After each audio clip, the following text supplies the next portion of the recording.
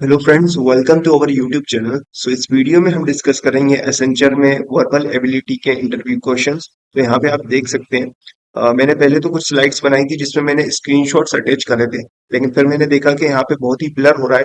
अगर मैं वीडियो बनाऊंगा और आप 240p या 360 की क्वालिटी में देखेंगे तो ये और भी ज्यादा ब्लर हो जाएंगे, जिसमें कि ऑप्शंस आपको अच्छे तरीके से नहीं दिखेंगे। इसलिए मैंने हर एक क्वेश्चन को टाइप कर लिया और स्लाइड्स बना ली हैं। तो वन बाय वन हम ये स्लाइड्स देखेंगे। तो वीडियो को स्टार्ट करते हैं। सो दो the first question is, what is the antonym of delicate. तो बेसिकली एंटोनिम मतलब होता है आपको अपोजिट वर्ड बताना पड़ेगा। सिनोनिम मतलब क्या होता है? सिनोनिम मतलब होता है उसी के जैसा दूसरा वर्ड, और एंटोनिम मतलब होता है उल्टा वर्ड, यानी कि विलोम शब्द जिसे हम कहते हैं हिंदी में। अब डेलिकेट का मीनिंग क्या होता है, पहले इसको हम वो समझ ले ताकि हमें आसानी हो कि डेलिकेट का आपको कौन सा ऑप्शन इनमें से चूज करना है। तो डेलिकेट का जो असल मतलब होता है वो होता है वीक, यानी कमजोर या नाजुक, जो कि आसानी से टूट जाए। तो डेलिकेट का मतलब समझ में आ गया। कमजोर चीज, कोई वीक जो इंस्ट्रूमेंट हो जो कि आसानी से टूट जाए, हम उसे कहेंगे डेलिकेट। अब इसी तरह हमारे तो हर एक वर्ड के मीनिंग देख लेते हैं। कंट्रोवर्सी का मतलब होता है, आपको सभी को पता है, कोई भी डिबेट जो चल रही हो, जैसे कि एल्वेश और ध्रुव की जो डिबेट चल रही है, जो कंट्रोवर्सी चल रही है, उसी को हम कंट्रोवर्सी बोलेंगे। रोबस्ट, रोबस्ट का मतलब क्या होता है? मजबूत, स्ट्रॉन्ग, जो कि आसानी से ना टूटे। तो यहाँ पे आपके दिमाग में क्लिक कर गया होगा कि डेलिकेट का मतलब था वीक, जो कि आसानी से टूट जाए, कोई कमजोर चीज, और रोबस्ट का मतलब है स्ट्रॉन्ग, कोई इंपॉर्टेंट, कोई मजबूत चीज जो कि आसानी से ना टूटे। तो मीनिंग तो अपन को मिल गया। आंसर अपना डेलिकेट का जो आंसर होगा वो होगा रोबस्ट। लेकिन फिर भी हम ये दो मीनिंग भी देख लेते हैं ताकि आपको आगे हो सकता है काम में आ जाए। तो टची का मतलब होता है सेंसिटिव लोग, जो कि बहुत ही ज्यादा सेंसिटिव हो तो हम उसे कहते हैं टची। और स्किल्ड का मतलब तो सभी को पता है, जो अपने काम में माहिर हो, जिसे कोई स्किल हो, तो वो स्किल्ड पर्सन कहलाता है। अब हम चलते हैं अपने नेक्स्ट वीडियो पे। इसका जो आंसर था वो था रोबोट। अब यहाँ पे जो हमारा सेकंड क्वेश्चन है उसका हमें एंटोनिम बताना है डेफिनाइट का। तो बेसिकली डेफिनाइट का मतलब क्या होता है? जो कि क्लियर हो, जो कि सर्टेन हो, कोई डेफिनाइट प्लान बनाए, हम उसको बोलते हैं डेफिनाइट। और इसका अगर हम ऑप्शंस का हर एक का मीनिंग देखें तो होता है एक्सप्लिट और कॉन्क्रीट, दोनों का मतलब होता है क्लियरिटी और स्पेसिफिसिटी को इम्प्लाई करते हैं ये दोनों ही टर्म, एक्सप्लिसिट और कॉन्क्रीट। तो ये दोनों वर्ड क्या इम्प्लाई करते हैं? क्लैरिटी को या स्पेसिफिसिटी को इम्प्लाई करते हैं। अब हमारा बचा क्या? अलाइन, जिसका अलाइन का तो मुझे भी नहीं मालूम मतलब क्या होता है, लेकिन आप देख लेना। बाकी इसका जो आंसर है वो स्लाइड है, क्योंकि स्लाइड का मतलब होता है कुछ कमी होना। तो डेफिनेट का मतलब क्या था? क्लियर हो, जो कि सर्टेन हो, डेफिनाइट लाइन हो। और स्लाइड का मतलब होता है जिस चीज में कोई कमी हो।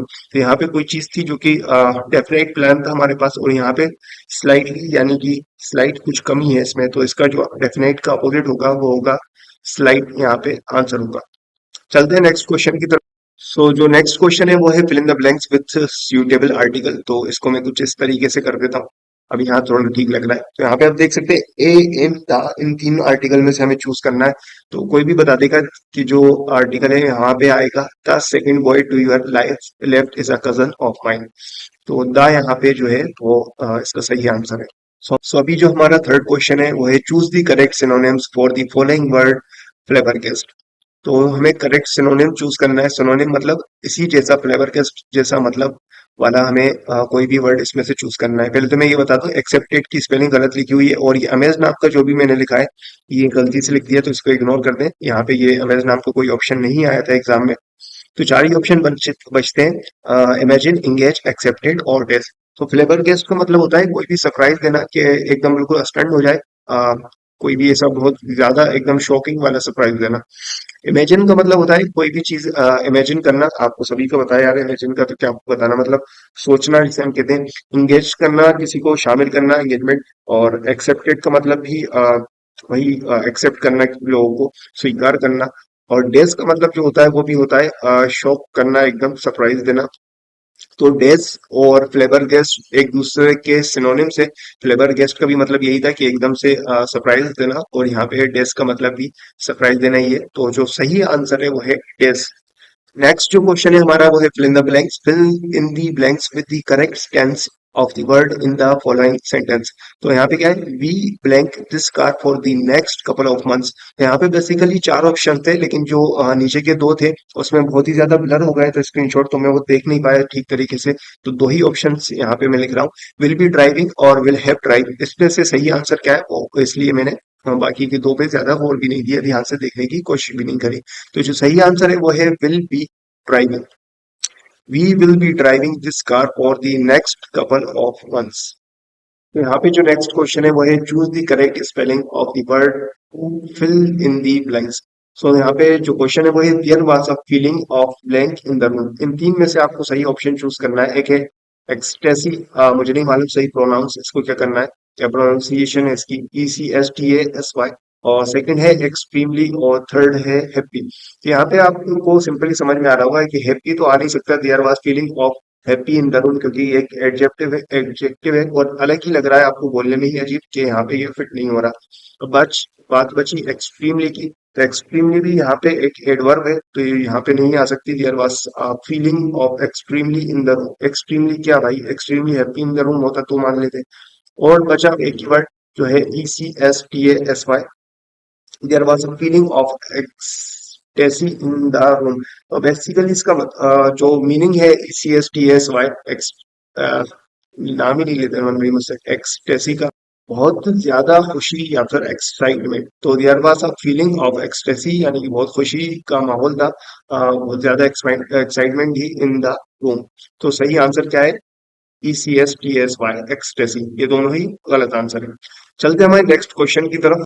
So the next question is fill in the blank with appropriate grunt. Have you considered blank to different countries to broaden your cultural experience? तो मतलब क्या है कि आप क्या मतलब क्या आपने अलग अलग देशों का सफर करने के बारे में सोचा है, जिससे कि मतलब संस्कृति को भी जान पाए, अनुभव कर पाए, कुछ नई चीजों को बढ़ा सके, कुछ ऐसा इसका मतलब होगा।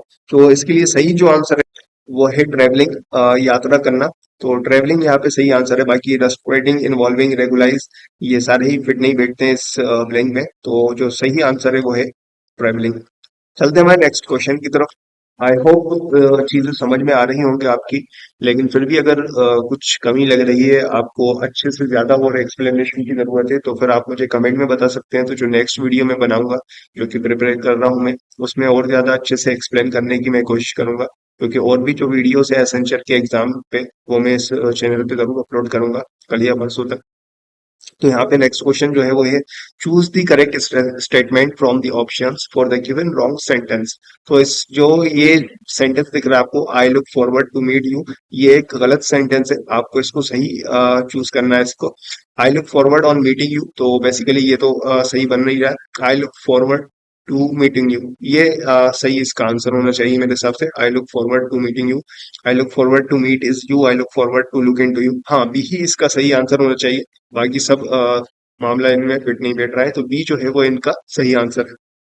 इसके अलावा अगर मैं कमेंट में आंसर ना दे पाऊँ, तो आप मुझे इंस्टाग्राम पे DM कर सकते हैं, या फिर इंस्टाग्राम में और टेलीग्राम पे। और ये जो पूरी PDF दिख रही है आपको, जितनी भी स्लाइड्स हैं, ये सारी आपको स्लाइड्स मिल जाएंगी मेरे टेलीग्राम चैनल पे, जिसका मैं लिंक जो है डिस्क्रिप्शन बॉक्स में भी डाल दूंगा। तो वहां से आप ये पूरे नोट्स कर सकते हैं कॉपी। आपको स्क्रीनशॉट लेने की जरूरत नहीं। और इसके अलावा जो भी आगे की वीडियोस आएंगी उनकी भी अपडेट वहां पे टेलीग्राम चैनल पे मिल जाएगी। सो जो नेक्स्ट क्वेश्चन है, So the next question is the correct sentence. Although it was raining, but we had the beginning. So यहाँ पे जो सही आंसर होगा वो रहेगा raining we, क्योंकि but यहाँ पे हट जाएगा। Although it was raining, we had the beginning। और raining through, raining from, no correction, और ये सारे ही मुझे गलत आंसर लग रहे हैं। सही जो आपका आंसर है वो है raining we, 100% श्योर हूँ मैं। raining we, but we had the beginning। So अब हम मिलते हैं नेक्स्ट वीडियो में। और अगर ऐसी और वीडियोस चाहिए कमेंट में जरूर बताएं, तो मैं जल्दी कोशिश करूंगा कि वीडियोस लाएं असेंचर के एग्जाम के ऊपर। Goodbye, best of luck.